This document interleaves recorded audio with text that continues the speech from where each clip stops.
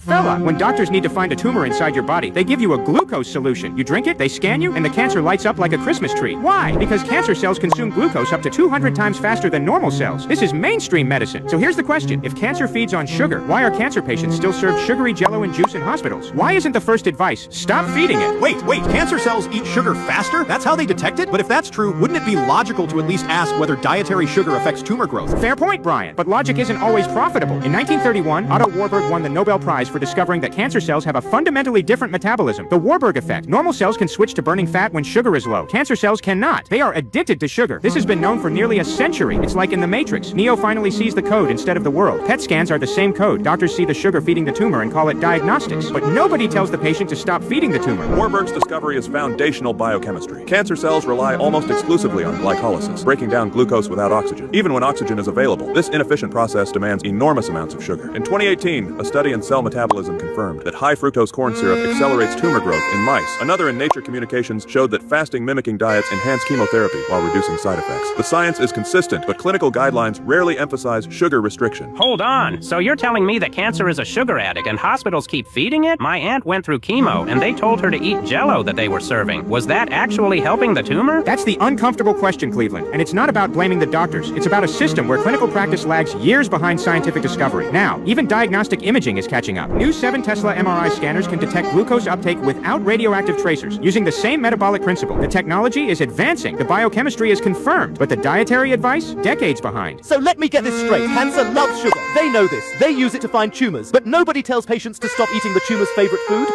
That's like Walter White dissolving a body in a bathtub and calling it science. The data is there, but nobody wants to look at the mess. And here's another layer. In 2015, Dr. Kristen Kearns discovered documents in a Harvard basement showing that the sugar industry paid scientists in the 1960s to blame fat for heart disease and downplay sugar's role. That single paper shaped decades of dietary guidelines. Low-fat everything meant high-sugar everything. The average American now consumes about 17 teaspoons of added sugar daily. Sugar-related diseases are at record levels. But even if sugar feeds cancer, isn't it just one factor? People have eaten sugar for centuries. Why would it suddenly be a problem? Because the dose changed, Brian. In 1822, the average American consumed about 9 pounds of sugar per year. Today, that's over 100 pounds, more than a 10-fold increase. It's like Marty McFly in Back to the Future. Your body was built for a 19th century sugar supply and suddenly found itself in a 21st century candy store. The hardware is the same, the software is overwhelmed. A 2014 study in JAMA Internal Medicine found that people consuming 21% of calories from added sugar had a 38% higher risk of dying from cardiovascular disease. Another in the American Journal of Clinical Nutrition linked high sugar intake to increased risk of pancreatic and colon cancers. The mechanisms are well documented. Chronic inflammation, insulin resistance, oxidative stress. Sugar doesn't just feed existing cancer, it creates the conditions for cancer to develop. So what did people do before sugar was everywhere? How did they eat? They ate whole foods, fella, meat, vegetables, whole grains, seasonal fruit, not concentrated sugar. Breakfast wasn't a donut, it was eggs or porridge. For most of human history, the only concentrated sweetener was honey, and that was rare. The problem isn't the apple, it's the apple juice concentrate in everything from bread to pasta sauce. Funny how the human body worked fine for thousands of years without a daily 44-ounce soda.